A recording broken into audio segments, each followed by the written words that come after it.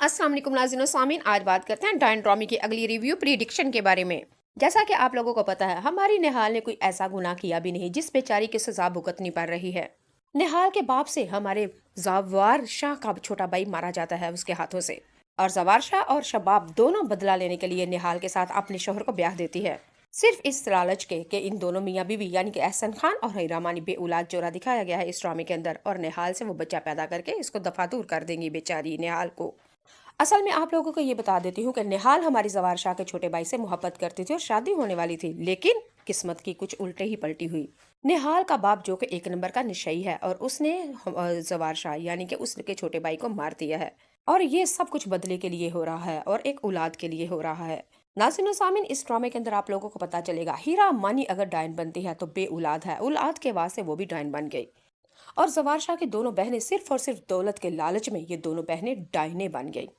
और खुद जवार शाह भी, वो भी अपनी औलाद के लिए, अपने वारिस के लिए और अपनी जायदाद का इकलौता वारिस हासिल करने के लिए वो भी कब जवार शाह से डायन जिन बन गया। और इन तमाम सारों से बदला लेने के लिए हमारी अब निहाल, वो भी लास्ट एपिसोडों में, वो भी अब बनेगी डायन, क्योंकि गिन गिन के बदला जो लेना है, और वो भी उन गुनाहों का जो बेचारी ने किया ही नहीं। नाज़रीन सामीन, ये बहुत ही ज्यादा मजे का ड्रामा है।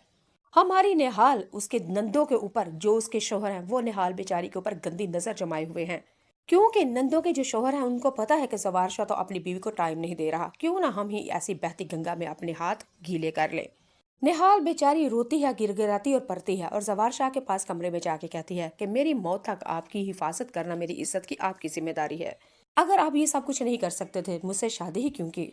और जवार शाह के बार पास जाके हाथ जोड़ के उसके पैरों में बांध के बैठ के कहती है निहाल कि मैं आपकी बीवी हूँ, खुदा का वास्ता है मेरी हिफाजत कीजिए क्योंकि मैं आपकी बीवी हूँ। जवार शाह जब ये बात सुनता है निहाल के मुंह से, और बार बार कहता है तुम ये आखिर क्यों कहती हो और कैसे कह सकती हो तुम मुझे, तुम बीवी बीवी बीवी, ये तुम्हें जितलाना क्या चाहती हो, कोई तुम मेरी बीवी नहीं हो, निकाह सिर्फ मैंने तुमसे बदले के लिए किया है, ये मत बोलो, मैं तुम्हें देखता हूँ तो मुझे तुमसे घिन और बदबू आती है, और तुम बीवी वाली बातें कर